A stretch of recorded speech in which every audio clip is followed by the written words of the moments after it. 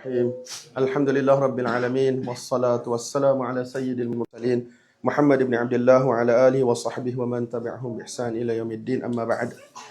My respected brothers and sisters in Islam, in the third raka'ah, our respected Imam, he began the recitation of the Surah Al-An'am. And according to Sheikh, he can't pass Surah Al-Imran quickly. And as for me, Surah Al-An'am is one of the most beloved surahs in my life. Why? Because there are so many important themes in the surah. And the most important theme is the tawheed of Allah subhanahu wa ta'ala, the oneness of Allah subhanahu wa ta'ala.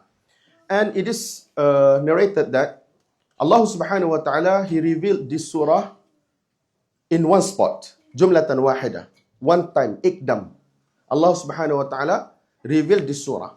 But according to some of our scholars, I don't know about other mazhabs, but according to our Shafi'i scholars, like Al-Imam Al-Nawawi rahmatullahi alayhi, he mentioned in his kitab Al-Majmu', there are some people who read the whole surah in only one rak'ah during Tarawih prayer.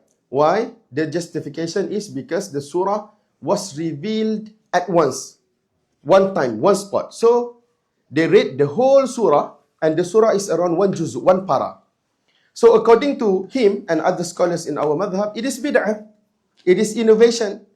So when it comes to innovation, when it comes to bid'ah, it is something that we cannot use our mind to justify. Oh, this is good. Why it is bid'ah? It is reading Quran, lengthy recitation in one rak'at. Today, because we read this hadith today, narrated by Aisha radiallahu ta'ala anha, Man ahdatha fi amrina hadha ma laysa minhu fahuwa raddun. And bid'ah are of two types. Bid'ah of i'tiqad, faith, and bid'ah of actions. And the conclusion of the hadith is, whatever bid'ah you innovate in your life will be rejected and will not be accepted by Allah subhanahu wa ta'ala. I know there are discussions between our scholars. Some say there is bid'ah hasanah, good bid'ah. Some say there is no bid'ah hasanah. I don't want to go deep into that one. But when I heard our muhtaram imam, he recited the surah, I remember the infos and the points. So I would like to share with you. You want to accept? Ahlan wa sahlan. You don't want to accept? Marhaban bikum, ma fish mushkilah. So today, I would like to talk about about a few ayah Allah subhanahu wa ta'ala mentions in this surah. Inshallah, I'll be reading the ayah after. Ayah number 60, 61, 62. Three ayah, but related to one another, inshallah. Allah subhanahu wa ta'ala, he says, وَهُوَ الَّذِي يَتَوَفَّاكُمْ بِاللَّيْلِ وَيَعْلَمُ مَا جَرَحْتُمْ بِالنَّهَارِ ثُمَّ يَبْعَثُكُمْ فِيهِ لِيُقْضَى أَجَلٌ مُسَمًّى ثُمَّ إِلَيْهِ مَرْجِعُكُمْ ثُمَّ يُنَبِّئُكُمْ بِمَا كُنْتُمْ تَعْمَلُونَ. So this ayah basically reminds us that we don't belong to this dunya. We are the sons of akhirah. We are the sons of akhirah. Our real abode, our final destination is akhirah. This dunya, worldly life is only for test. لِيَبْلُوَكُمْ أَيُّكُمْ أَحْسَنُ عَمَلًا. Allah subhanahu wa ta'ala creates every single one of us, liyabluwakum, because Allah subhanahu wa ta'ala, He wants to test who is the best amongst them in terms of amal. Who is the best amongst them in terms of the obedience towards Allah subhanahu wa ta'ala. So basically, the reminder is there. Every day we go to sleep. And many of us, alhamdulillah, up to now, we wake up from our sleep. Allah subhanahu wa ta'ala, He says, وَهُوَ الَّذِي يَتَوَفَّاكُمْ بِاللَّيْلِ. And He is the one who brings back your souls. Because now, sleeping is the minor death. وَهُوَ الَّذِي يَتَوَفَّاكُمْ بِاللَّيْلِ. And He, Allah subhanahu wa ta'ala, He is the one who brings back your soul. وَيَعْلَمُ مَا جَرَحْتُمْ بِالنَّهَارِ. In the state that Allah subhanahu wa ta'ala, He is all-knowing about what you did during the day. Allah subhanahu wa ta'ala, He takes your soul. In the state that Allah subhanahu wa ta'ala, He knows everything what you did during the day. But after that, some of the souls, Allah subhanahu wa ta'ala returns them back. ثُمَّ يَبْعَثُكُمْ فِيهِ. Allah subhanahu wa ta'ala returns some of the souls back to the day. لِيُقْضَى أَجَلٌ مُسَمَّى. And this one will go around until the arrow of death arrived to you. Shaykh Sha'rawi rahmatullahi alayh, he used to say, every single of us, Allah subhanahu wa ta'ala has shot the arrow of death to every single of us. And the arrow of death is coming closer and closer and closer towards every one of us. But how much the time will be taken for the arrow of death to come to us, according to your umr, according to your age, how much Allah subhanahu wa ta'ala predestined for you. 70 years, 60 years, 20 years, 15 years, 15 days, one moment. The arrow of death was shot by Allah subhanahu wa ta'ala. There is no shak, there is no doubt that our arrow of death is coming towards us. ثُمَّ يَبْعَثُكُمْ فِيهِ لِيُقْضَى أَجَلٌ مُسَمَّى. But we, unfortunately, we go to sleep, we wake up, we go to our working places, we go to universities, we go to wherever we go. Someone goes for travels, this and that. They think that they are going to their workplace, they are going to their university, they are going to their traveling destination. But actually, every single of us is going to our own qabr. The arrow is there. The arrow is there. Maybe tomorrow, maybe after tomorrow, who knows?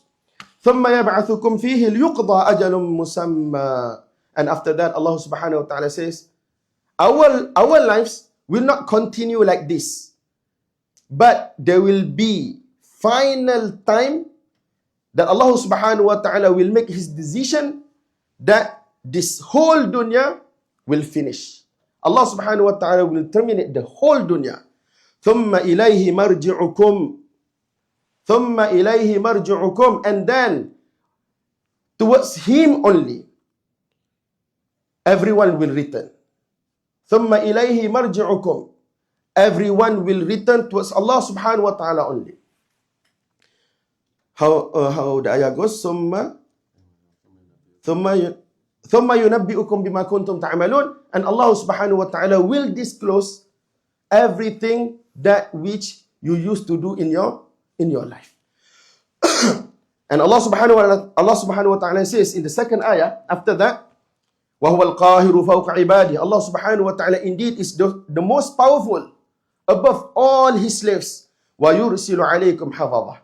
Allah subhanahu wa ta'ala sends the hafaza, يعني the writing angels. Angels who will record every single deed that we did in our life. مَا يَلْفِظُ مِنْ قَوْلٍ إِلَّا لَدَيْهِ وَرَقِيبٌ عَتِيدٌ. There is no word that any one of us utters in this dunya except the Raqib Atid will record the word. Maybe it will be on your good side or it will be on your bad side. Who knows? فَمَنْ يَعْمَلْ مِثْقَالَ ذَرَّةٍ خَيْرًا يَرَهُ وَمَنْ يَعْمَلْ مِثْقَالَ ذَرَّةٍ شَرًّا يَرَهُ. Whomsoever does good deeds, even one, he will see the result. And whomsoever does bad deeds, even once, he will see the result.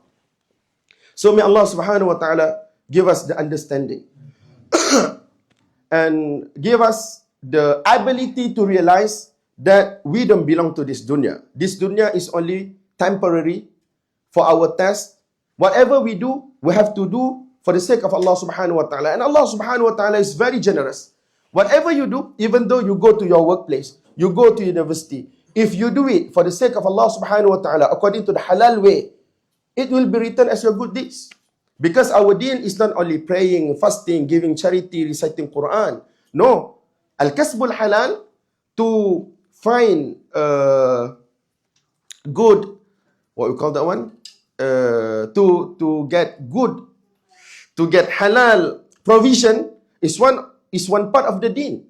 So if you strive, every day you wake up, you go to your workplace to get a halal provision, that one is considered as ibadah to Allah subhanahu wa ta'ala. So Allah subhanahu wa ta'ala is very generous, but make sure, don't think that that's the only ibadah we need to do.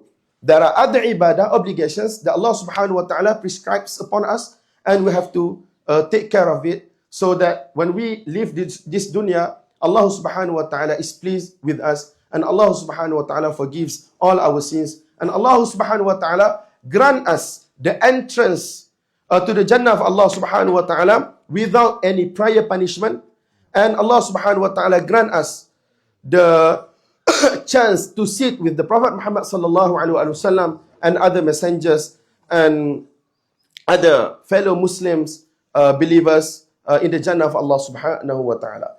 Wa sallallahu wa sallam wa barak ala Sayyidina Maulana Muhammad wa ala alihi wa sahbihi ajma'in walhamdulillah rabbil alamin. Wassalamu alaikum wa rahmatullahi wa barakatuh.